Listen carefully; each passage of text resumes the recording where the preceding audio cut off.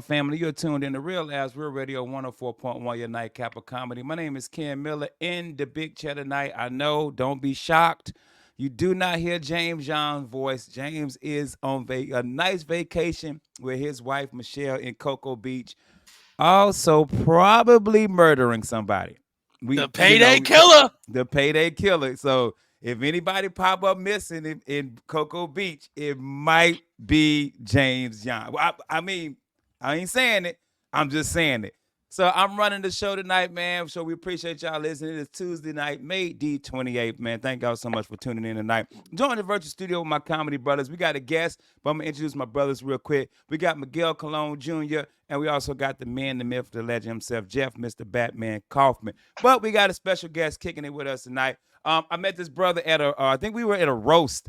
We were judging a weenie roast or something like this. It was just terrible. Yeah. Me and him was funnier than everybody that was roasting. We were on the panel, and he's gonna be here. Let me make sure I get the date. That June the 3rd, 8 p.m. at Madcaps Comedy Club. Something called Shock Collar Comedy. You're gonna have Adam Larry, Patrick Sis, Kevin Tibbert, and the man here with us kicking it, Mr. British John. British, how up, brother? How you doing, my friend? Well, good evening. How are you all? Good to be here. Well, thanks for kicking it, man. We've been trying to set this up for a couple of weeks, man. And we just last week you had to pick your wife up from the airport. Tonight the Russian mafia was after you, and I was late because of the grocery store, but we got it together, so that's good. We did. We got there in the end. Hey, man, before we get this started, brother, happy birthday, my friend. You're very kind. You're very kind. It's the only good thing about today. Everything else is now officially out of warranty, so I have to pay for all. I've reached that point. How old are you? 48. Oh, dang. I don't feel it. Is that in kilograms or pounds, years? Like I don't know how British years work. Look, I'll be honest with you, I'm blessed. There's no filter on this. I know I don't look 40 yet. I sure as hell feel it, but I don't look it, and that is because you know how they talk about your people, Ken, right? Yeah. You don't crack. Well, here's the thing: if you're from the north of England and you eat a lot of Mexican food, same situation. There are no lines if you're fat. All right, Jennifer Aniston was lying to you, saying you should put this avocado cream on you. No. Just have extra guacamole on every burrito. You will fill out those lines. I tell you, it works every single. Look at Miguel for crying. He's what, 22? Seriously, it's working for him as well. Miguel's adorable, bro. Yeah, I am, man. I've got like Asian eyes because my fat closes my face so much. I got like an Arabic beard, man. So it's like a hey buddy beard. I got a lot going on. Nothing's sexually attractive about me, but it's just I am adorable. Oh my goodness, man. British John, we always got to know British your John, origin story, my brother. So, go ahead, Miguel. I was just gonna say they say black don't crack. What is it? Like blokes don't smoke? Like what's the British equivalent of that, man? I have absolutely no idea. Good breeding makes for good results. I don't know. Inbreeding keeps it together, you know. I like bloke don't smoke. I mean, bloke don't smoke, dog. You know, hey, mates don't break. You know. Hey man, we gotta know your origin story, brother. How long have you been doing stand up? Where did you start, and how was your first ever show? So, let's call it my official American stand-up. The first time I stood up behind a mic and just did straight jokes was 7 years ago at Rooster T. Feathers in Sunnyvale, in the Bay Area.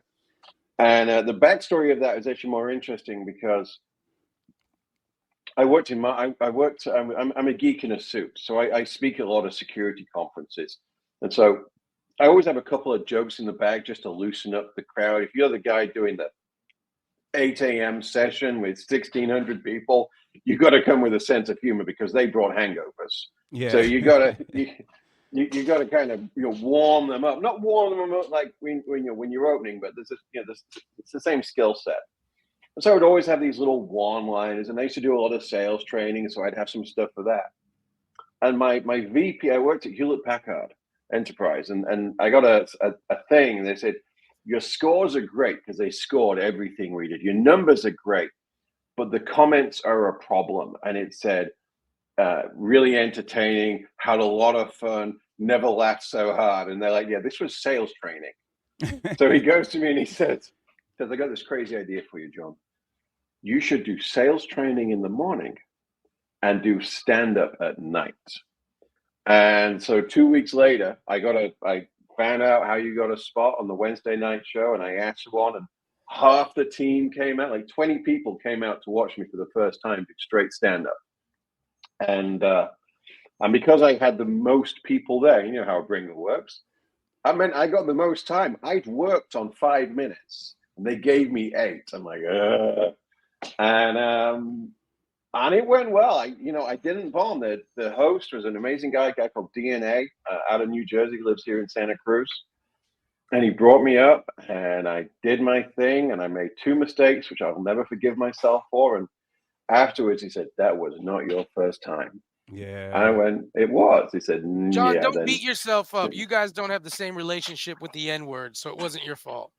You know, like, don't worry about it, man. What do you mean? Who do you think created? No. I thought we customized it. I think you guys had like a. We made that. We made that R hard here.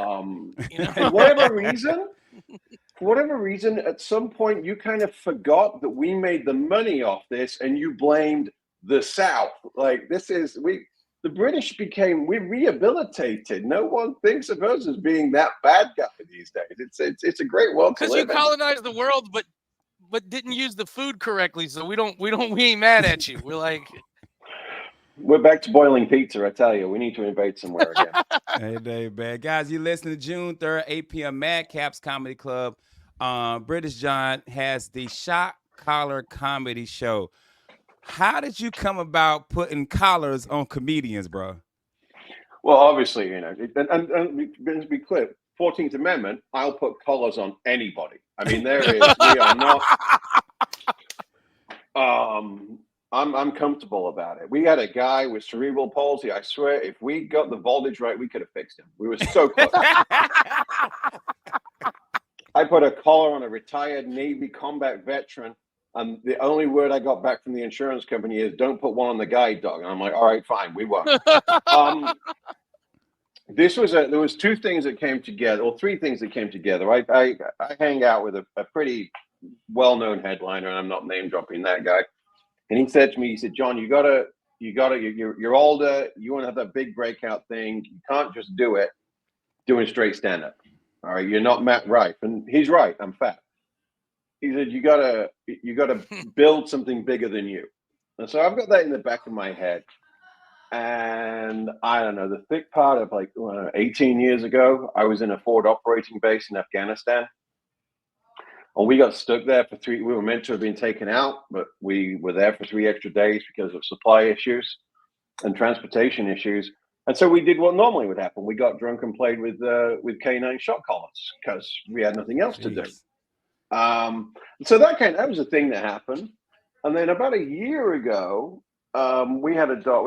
We have a couple of dogs here, and one of them has a bark collar, not a shock collar, but a bark collar because he's a bit of an asshole.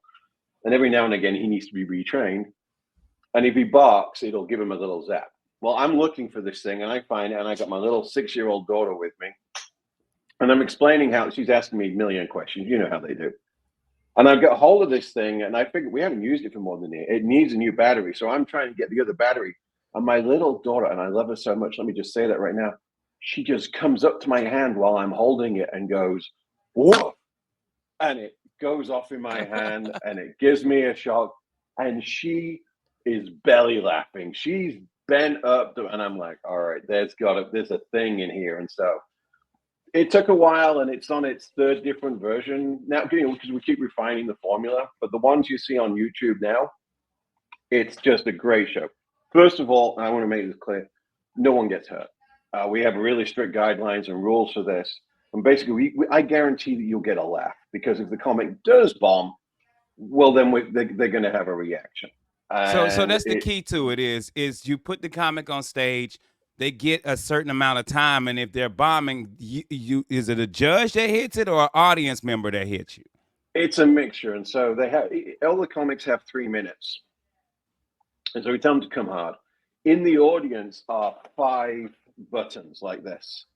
And if 3 of them go off, and we have a little display, if 3 of them go off, then at the discretion of the panel, we give them a thing. And the reason we say discretion, you and I know this, some jokes have a longer run up. And also some people are really racist. So we want to make sure they're bombing before we, do them. Because, that's an issue. I want to step it up, man. I want Russian roulette comedy. Like, you're like, here's my joke. Cobain.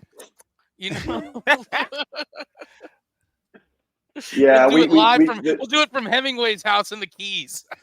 The bathtub special was kind of on that theme, but the insurance company wouldn't write off on that one. It's a great show. And then we talked to the comedians afterwards. We asked them how bad their life has got to get to this point for earning $20. That's usually a great question to ask somebody. But we learn a little bit more about them, about where their act comes from, and their thoughts on comedy. And so it's a kind of a show and a podcast, but it's really, if you're there in person, it's an event because the audience is part of it. They've got the buzzers. We go back into the audience and we ask them, why did you do that? We find out so much. Like, women will light up women so quickly. Yeah. So quickly. It's crazy. We're like, okay, we're going to give them a 20-second head up because, you killed the last one. It's a fun show, and I encourage anybody to have a look at it on YouTube. So don't forget, June 3rd, 8 p.m., Madcaps Comedy Club. Tickets are only $10. www.madcapscomedy.com. British John, Adam Larry, Patrick Sis, Kevin Tibbert. I asked you about the show, and you told me, so you got to get insurance for this? I have insurance. Yeah, this is America. You can't just... It's not like the good old days when you could put a collar on a person and take away their human rights. I mean, no. No, I have insurance. And we so built this country. I like to say we started. We didn't build it. That's kind of, Walmart did the hard work. But no, I actually have insurance for this. So when I started doing this, I spent a lot of money on lawyers, on medical advice, and insurance. And so I have very strict rules that I have to go with, and we have to put marks down for where you can stand and where the mic stand has to be, so it's a certain distance from the front of the stage. And before this show goes on YouTube, I have to send an unedited version to the insurance company review. And then if they think there's anything wrong for the next show, I got an advisory after the show that just went up, the 420 show. There can be no more tasers on stage. This is whack. What happened to America? We got girls playing boys sports, boys playing girls sports. Now a British man can't shot collar some minorities on stage. I'm that's fine with no, sir. They're fine with that. That's not an issue. The issue is when the minorities bring their own taser on stage. Oh, no, man can't defend his family, No, absolutely not. Hey, we have a new thought. Hey, so they sent me an amendment. Hey, dude, that's great. Hey, man, thanks so much for kicking it with us, brother. British John, June 3rd, 8 p.m., Madcaps Comedy Club. Tickets are only $10. This is in New Smyrna. Go to www.madcapscomedy.com. The Shot Collar Comedy Show. British John, tell everybody where they can follow you at and find you at, brother. Everything's at Shot Collar Comedy. That's SHOCK. On Instagram, on YouTube, on Facebook, on all the socials, on TikTok. We put up clips every single day, and the full episodes go up every week or so. So come and see us there. Appreciate you kicking it with us, my friend. We gotta hit that commercial real quick. Don't forget, June 3rd, 8 p.m., Madcaps Comedy Club, Shot Collar Comedy, www.madcapscomedy.com. British John, always good to talk to you, brother. We'll be right back. Real Labs, Real Radio 104.1. Back, Real Labs, Real Radio 104.1, your nightcap of comedy. My name is Ken Miller in the big chair tonight. James is out on vacation, man. Enjoying his Memorial weekend with his wife, man. So it's me, Jeff Carver, Miguel Colon Jr. Guys, make sure you go out there to social media and follow us. Real Labs on Facebook, Real Labs Radio on Instagram, Real Laughs on YouTube. If you want to listen to us in podcast format, go to iHeart, search Real Laughs. You can listen to us in 7-8 years of our shows, over 1,000 episodes, and you go to YouTube as well and see our beautiful faces. What up, brother? I got a thing that I wanted to bring up. We were just talking to British John last segment. He's doing Shot Collar Comedy at Madcaps on June 3rd. One of the things I thought about was he was talking about getting insurance. That's the closest most of those comics are ever going to have to having insurance. Being on stage with him at that moment. So, you know, some people are going to lie like, oh, yo, the shot collar, I think it gave me sleep apnea. If you would cover that, British John, you know? Like Jeff, what is the insurance for? Like if you murder, like if somebody die, like what is the purpose of the insurance? Listen, most places have what they call event insurance, you know, so you have to pay to be, God forbid, something goes wrong. Now, listen, these shot collars weren't meant for human beings. So if something goes wrong, or let's say you get an air embolism or something like that and die from it, I mean, then you just weak. You lose. Well, listen, I'm gonna tell you this. You know, heavy people are more immune. You know that happens a lot. Like I shock my heart 3 times a day just to keep it going. Hey, man, look here. I love comedy. I do. But I don't love comedy enough to put on a collar to shock myself because I ain't having a good set for $20. Listen, it's a fun thing to be able to do. It's like, hey, listen, we're gonna do this. It's just everybody has a bit.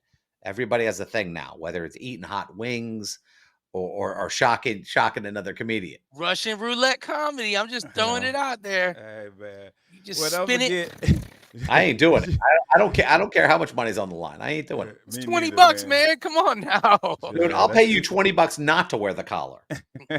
That's 2 dime bags, baby. Yeah. Hey, June 3rd, 8 p.m. Madcaps Comedy Club, Shot Collar Comedy. Tickets are only $10. So go to www.madcapscomedy.com. This is the Madcaps that is in New Smyrna. Adam, Larry, Patrick Sis, Kevin Tibber, and British John. I like British John, man. And brother is super funny and a cool dude to hang out with, man. So it's us, fellas. How was your comedy weekend, man? Jeff, start, man. I thought Miguel was going to start with that one. It was cool, man. You know, I opened for Miguel. You know, we were at Bloodhound, which was fun. You know, I performed there. I think this is 3 times. The first time was like, 5 to 10 minutes. This is the first time I went from like 25 to 30. And that was a lot of fun, man. You know, being out in front of people. It's definitely a different stage in comparison to a lot of stages because you're closer to the ground. So you're only like 5-6 inches off the ground in comparison to like being on a stage. A crate. It's like one of them little wooden, like I measured it. It's 2.5 pallet. By 2.5 a pallet. Yeah, it's smaller than a pallet. Yeah, you know, because I got on. I said, how much room do I have? Because like the stage we go on at the center in Deltona, that thing's like 50 yards across. Yeah, you know. See, Jeff, you've been spoiled. You knew in your career, and you're like, this pallet is weird. I spent my first years of my career being like, ooh, there's a pallet? All right. All right. This is going to be good. Hey, Miguel, I did a show with Ron Feingold in North Florida somewhere, and it was in an Italian restaurant. I was just on the carpet, and they was delivering the food right through my set. Yeah. This lady walked by with the tray of pasta. Yo, I did a show with Marley Starr back in the day. And it was at some hookah lounge, and I was on top of the couches. Like there was one couch that had like a pallet balanced between it, and he was like, "Just get on." And I was like, "What do you mean, just get on?" And he's like, "Just get on." So I had to get on the couch and then climb to the back of the couch and stand there. It was like this wide. You're talking that wide, and just stand. And then the lights were all on me, and it looked like I was telling ghost stories because the lights were coming from the back. See, that's a nice gimmick, though. That's kind of fun, you know. It was not fun, Jeff. It was not a nice gimmick. You were on a couch standing on 2 feet. It wasn't a gimmick. It was the budget. You know, it was the budget. I mean, we played some places, where you have stages and you don't have stages, and I thought that was fun. I just remember getting on it. And I was going, all right, I can only move 2 feet this way and 2 feet that way, so I got to remember that. Because there's some things I do in my set that, I sometimes walk a little bit. Like I do this little bit with my girl having to eat, basically a McNugget, and she jumps back and catches it in her mouth. And normally I go like 5-6 feet to the left. and it's or to the right. It's a funny bit. And I remember, don't go too far, you can bust your ass. Yeah. First, Anytime I do that room, I can't do the little people joke. Yeah, I 'cause can't. you I can't can't move do the around. spin. Yeah. Yeah, I have to do something different, man. Miguel, how was it for you, man? It was I good, love man. Bloodhound. It was good, man. I love Bloodhound. I love Eddie Sass. Eddie Sass's pops just passed away a couple weeks ago, so we were all Yeah. talking with that, man. His pops was a big part of his life too, you know. So I told him, man, I don't know how I would be, but I appreciate him still putting on these shows. He came out there and it was a blast. And I told Eddie too. I said, I know right now if there's a heaven that your mother and father are looking down at you and they're proud. But unfortunately, if there's a hell, all those people have to listen to your comedy. You know?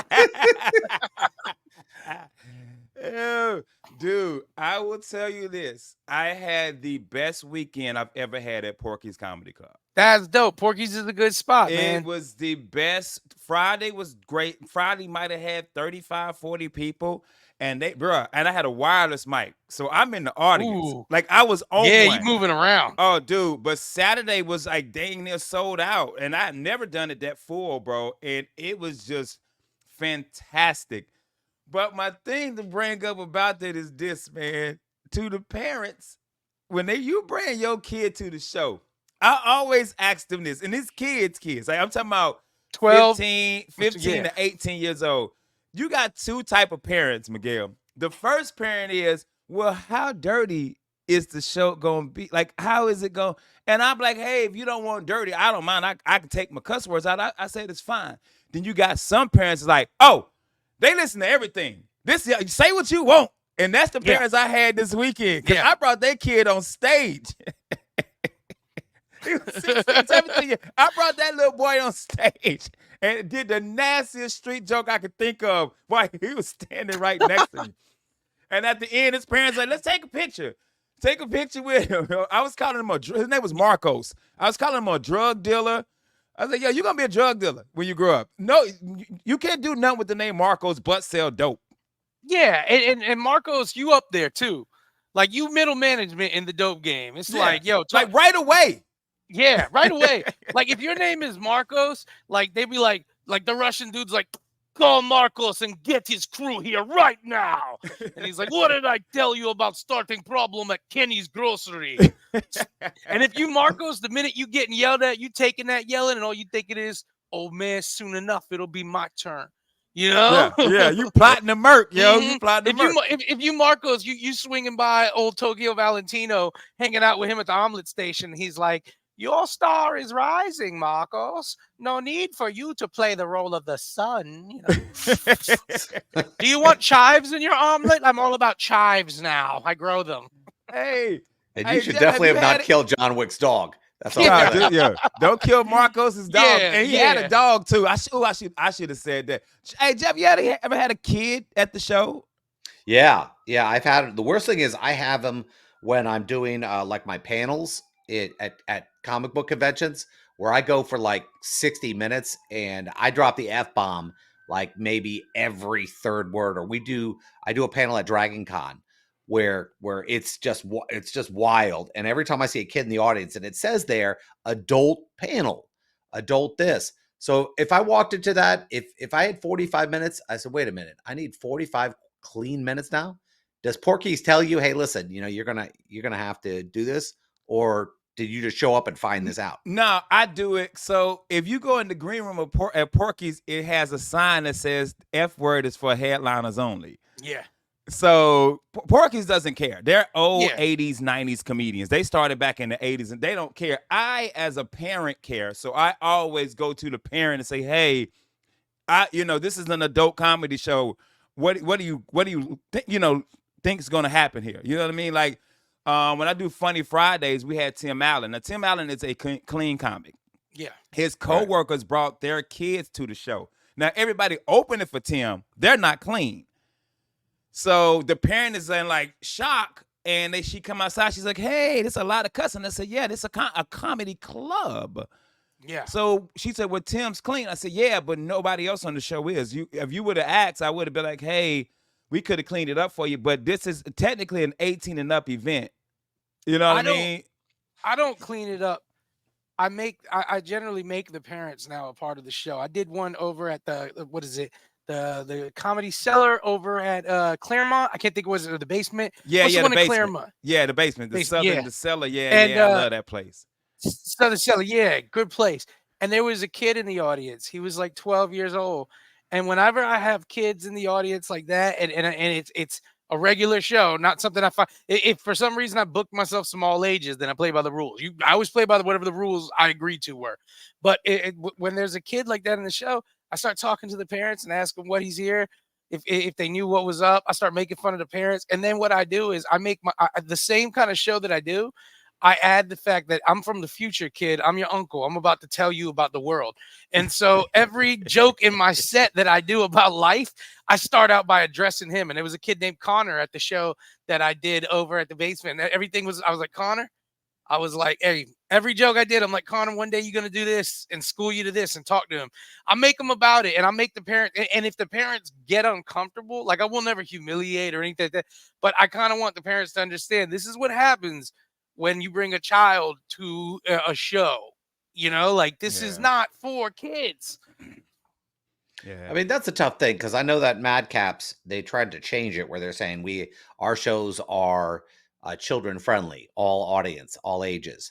And you and I did that show over there. And I was going, man, I need to drop this F-bomb. And I asked the audience, I said, everybody okay? Can I get 2 F-bombs in this set? Is it going to send somebody over the rails? And the audience didn't even know they did it.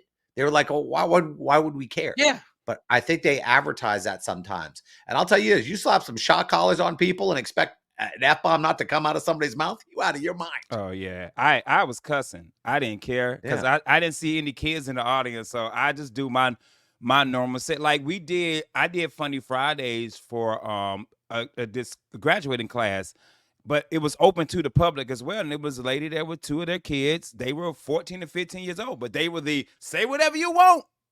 We brought them here. You know what I'm saying? And that's always a fun thing. They bought shirts for their kids, took pictures with them. You know what I'm saying? Their kids like, hey, can we follow you on Instagram? I says, yeah, that's cool. As long as your parents is cool with it, because I'm going to post some wild stuff. Yeah. But, your parents got to be cool with it. You know what I mean? So, yeah, I had that. It's rare that I get the parent that don't want you to cuss. Now, when I work with Preacher, just know it's going to be kids. Yeah. There be, and Jeff, I mean kids, 8 years old, 9 years old, kids. Yeah, they're not going to. America Loves Talent. What's that, America? Yeah, it's gonna be the America's Got Talent crew. Yeah, so, but I had a good one, yo, and I told him I was gonna give him a shout out. So shout out to Marcos. In like 2 years, bro, you'll be running it. Be Kenny grocery stores. I'll tell you what though, unless Patricio come and snatch you from your parents, because you Patricio, the kid snatcher, them the kind of parents he snatches them from, riding around in the van. That is the most classic callback we've had in years. The kid snatcher. 1, 2, Patricio coming for you. If you're a fan of this show, you definitely know what we talking about, man. But yo, glad everybody had good comedy weekends, man. But we got to go. We got to take a commercial break. We'll be right back. Real Laughs, Real Radio 104.1. Real Laughs, Real Radio 104.1, your nightcap of comedy. My name is Ken Miller in the big chair tonight. James is out on vacation, man, enjoying his weekend at Cocoa Beach with his wife. So I'm joining the virtual studio with my comedy brother, Jeff Kaufman from the law offices of Kaufman and Lynn, and Miguel Colon Jr. Guys, make sure you follow us, Real Laughs Radio, and go to YouTube. Please hit that subscribe button, man. We need to hit 200. Come on, see these beautiful faces. What's up, Jeffrey? All right. I know you got something to say, but here, Miguel, I was remembering something from last night. At the end of the show, when you meet people who listen to our show and everything, and they're like, oh man, you don't look like you normally look. You don't. And this guy came up to me, and he's a really nice guy. And he says, you don't look like I'd expect you to look. And I'm going, well, do you watch a YouTube channel? No. I just listen to you. I go, well, what would it be? Well, I don't want to offend you. I said, no, go ahead. He goes, I expect you to look more Jewy. And I was like thinking to myself, I was like going, like I'm fat or thin. What were you looking for? He goes, I was looking for a short, pudgy, Jewy looking dude. And I was like going, I was like laughing, going, do I sound like the short, edgy Jewy guy? Maybe I do. And I'm like, oh, did none of you tell me I sound like Larry David? I don't think so either. No. I don't think that at all. He Short, just- pudgy, Jewy guy. That's what. That's he what. thought you looked like a garden gnome No. with a wanted poster for Jesus. Have you Hey. seen him? He thought you looked like the old white dude that coming to America in the barbershop. Uh-huh. You look like Ari Shafir. You know? You know, like the voice of Affleck. I mean, that's what I think he was expecting. And I was going, wow. expected like a Do Hitler is that my propaganda voice? poster. Do I sound like the angry Jewish guy? Not at I all. didn't think I did. But I guess I do have a No. Jewy voice. I didn't I know don't. that. I don't think so. Because to me, the Jewish voice is the Here, barbershop say this. guy. Say this. Well, here, let's do a Jewish voice test. Say a couple phrases. Let me see how Jewish your voice. Be like, I'm not paying that much. You know, let me hear that. Hold on. Let me say. I've never said that before, but okay, let me try to say it. I'm like, You did, I you just did. can't afford it. Yeah, I ain't paying that much. See, I- you yeah, said I I ain't sound paying Southern. that much. I ain't paying that much. I think Yeah, I sound Southern. Yeah, I do too. Maybe it's because of the Yeah, army. Here's Yeah. another one. Here's another one. I've got a note to excuse me from this physical activity. You know? Hold on. You're late on your mortgage payment. I don't know. I don't know if I Hey. sound like a New York landlord. You know, That dude just wanted to say the word Jewy, bro. Yeah. I want you to know something. I haven't heard Jewy outside of a Comedy Central roast. Yeah. I've never heard that term. You didn't You look sound at you need to look. Jewy They go, as yeah, I you thought. sound like a Jew or you sound Jewish. I never heard Jewy used as like an adjective. Yeah. I was like, oh, okay. Webster's defines Jewy as It's like Chewy and Jewy all feel the same. You know, it was like, Hey, yeah, and he I was- trust me, dude. I know you listen to the show. I'm not bothered. I was just trying to figure out. I'm going, do I sound Jewy? And I was in the car with Melissa driving home. I'm going, how Jewy do I sound? She goes, what would I know? I'm Puerto Rican. I was like, all right, we're good. He was like, Ken, man, you know, I thought you would sound more niggy, but you don't. Yeah. Look at that. I just figured that's what you sound like. I thought when you talked, man. you had two big plates in your lips. You know, just snapping them. You don't sound like you got a bone through your nose, but okay. Hey, man, that's hilarious. Sorry, I Hey, had to bring that up before I forgot it because I know you wanted to talk about something. But that was the one thing I took with me from the show. I was like going, huh. That's Trying to funny. laugh about it, but you know, we had some cool people there. We had Mike Bianchi from the Orlando Sentinel. The sports guy was there. Yeah. And we had Ray Lloyd from WWE. Avalanche was there. Did And- Avalanche? Hold on, who came to our show on Thursday? Same guy. And he- what is his wrestling name? Avalanche. Okay, yeah. He was cool. I like him. Even though, no disrespect, I don't remember him as a kid. That's because I think he was late 90s. So I don't know if that's when you were a kid. Okay, yeah, because I kind of got out. You were of probably in the wrestling. army back then. Yeah, in the army. Now, speaking of the army, okay, so a lot of y'all listening know we pre-record these shows. So this is Tuesday show. We're recording on Sunday. To my people and my family out there, listen to me. Memorial Day and Veteran Day is not the same thing. My family will text me, hey, man, happy Memorial Day. Thanks for serving. I got to be like, look, Veterans I'm still Day- here. I'm still here. Memorial Day is for the soldiers, sailors, airmen, Marine that died during combat. That is Memorial Day. It's For them not and their for me. families. Okay. It's not for me. And then I realized Memorial Day is also for the fallen street soldiers who served Kenny's grocery store, who died 100%. in the line of duty at Kenny's grocery store, bro. They get their Memorial Day too, bro. Ken, I'm glad you brought that up because I have a list of some of their names. Kenny's grocery store, bro. All the soldiers that died defending Kenny's grocery store in Tokyo Valentino, bro. They got to get a Memorial Day. Tommy Nakamura of the Gitsamata Triad, you will be remembered. Hector Bravissimo of the Santorina family, you will always be remembered.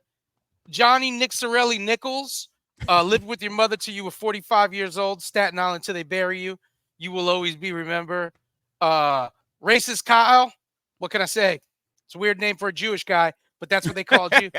You will always be remembered. And then, of course, with all love, Bobby the Eskimo, who was actually Filipino, but he just kept his apartment so goddamn cold. You will always be remembered. Yeah. Hey, I tell people all the time, my favorite person ever at Kenny's grocery store, God rest his soul, was N-Word Jeff. Like that dude, straight up street dude, bro. I seen him kill somebody in broad daylight, bro. Do you know he was True only half soldier. circumcised too? Yeah. Kept it on the top. It was like Yeah. a mullet on his It's like a thing. fade. Yeah, fade yeah. going He had on. the fade. He had the fade circumcision. High top, boozy fade. Yeah. See, have you ever witnessed one of those, Miguel? You ever been to a bris? No, man, I try not to watch okay, kids. let me Like tell you. tea? Wait a Okay. minute. It's called a brisk. It's a bris. Yeah, when Like they this tea brisk? No, there's not a K on it. It's Yeah.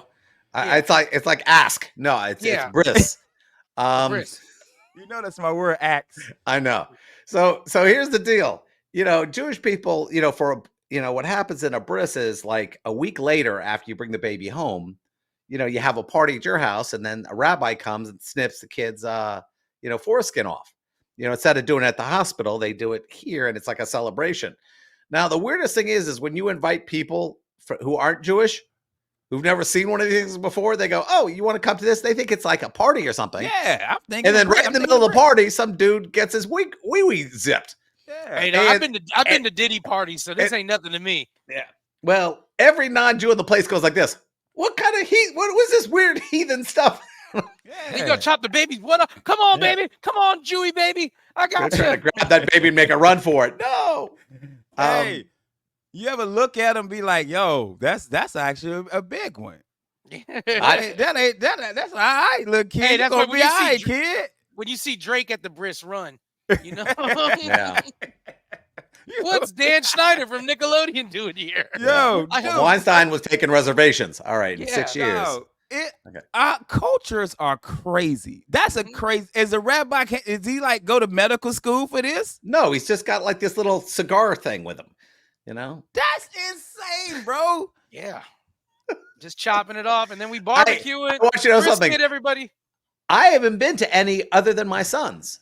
And it weirded me out too. And I was like standing 2 feet from it. I had to look to the other side because I was like going, I don't want any bit of this. And I was a medic in the army, and I didn't want any bit of it. So do they get mad if you decide I'm gonna do it at the hospital with a professional? I don't know if that's done. I don't know. A lot of Jews don't do That's that. not Jewy, bro. That's not Jewish. Okay? I'm I'm gonna sit there. Hey, right before they cut it, I'm gonna whisper, "This is what you get for licking on your mama's boobs. Them my boobs, boy. Cut it. Remind him."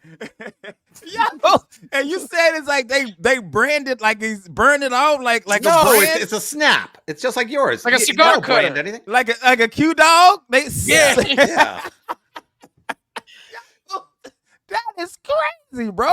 I know, man. It's they do it at the hospital. You normally have some nurse do it after Yeah. the doctor's done delivering it. Ken, But, you circumcised, right, bro? But I Oh, don't heck trust. yeah, B. I don't trust Yeah. nurses, man, because Yeah. nurses can't find a vein to save your life. I'm not trusting them with a penis.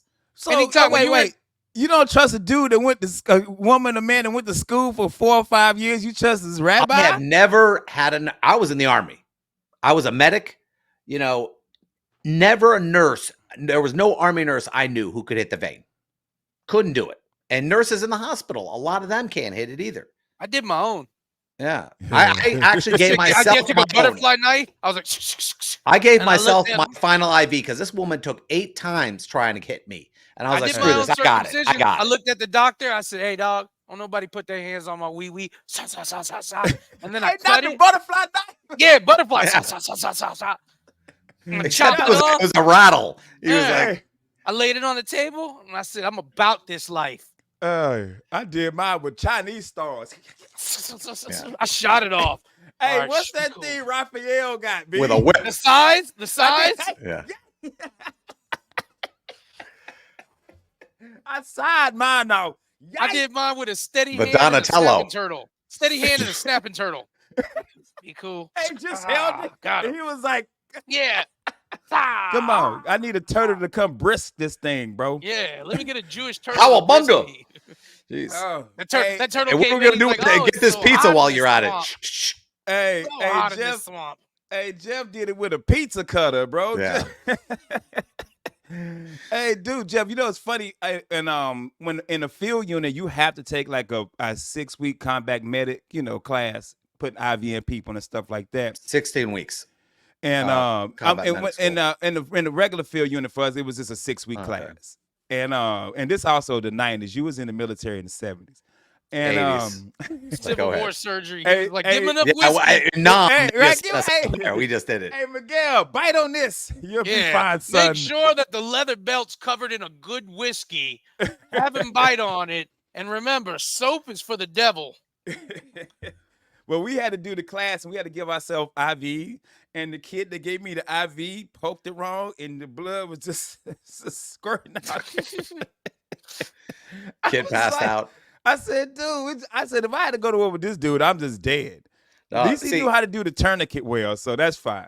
See, I was pretty good, but if you gave me an officer like a lieutenant, buttle bar lieutenant or something who let's just say wasn't nice, when I gave you your shots, they used to come through like this area when they didn't do the line, and the officers didn't want to do it in front of people, so we had to do it behind a like a partition. And when the guy came, I would pull out the big knee needle, the one that is like Yeah, you got 12 inches drained. tall. Yeah. And I would just like screw around with it like I was gonna do it. And most of the officers were like, "What the hell?" And then you go, "I'm just kidding, man." And you get the little one. Before I could say I'm just kidding, this one officer passed out cold. And I was like, "Oh my God." I take out the little needle. And everyone's like, "What happened?" And he comes to, he goes, "No, that wasn't the needle." I'm like, "Dude, I don't know what you're talking You know about." who never missed the vein? Charlie McAdoo. You know it, He baby. got in there. He was like, got him. On there, as he called it, the heron. Yeah. Hey, bumping in a truck in the rain. Got it. Hey man, we gotta get our asses up out of here. Jeff, what you got all going on this weekend with Under Oath, and you got any shows, brother? No, I just have Under Oath this week. I didn't plan to do any shows. I might catch on one, but this week I'm actually off, which is nice. Outside of the Under Oath show we're doing Saturday morning from 7:30 to 9. Cool. Miguel, you got something going on this weekend? Yeah, man. This Saturday I'm doing Don't Tell Comedy in New Smyrna. So go to Don't Tell Comedy or Melbourne. Excuse me, Don't Tell Comedy Melbourne. Go check it out, man. For the event, they'll let you know everything. It's a secret, but I'm on it. Yeah, man. This weekend I meant to bring the information up. I had a gig, and then I canceled that gig for another gig, and then I didn't get the gig, so I had to go back to the original gig. So I am gonna stop by Tom and Dan. I think it's their 10-year anniversary or something like that. They're in Sanford at the theater in Sanford, and I'm gonna swing by there and do about 5 to 7 minutes, man. When's Me, that? Vince Taylor. It's this Friday, the 31st. Me, Vince Taylor, Ross McCoy, and Ross Pageant. So swing by there and do that. And also next week, man, June 6th, it is our show, All for the Money. So make sure you come check it out. It's gonna be me, Miguel, Jeff Kaufman. James won't be there. We won't tell you who's taking his spot. It's top secret. We can tell you if you want it.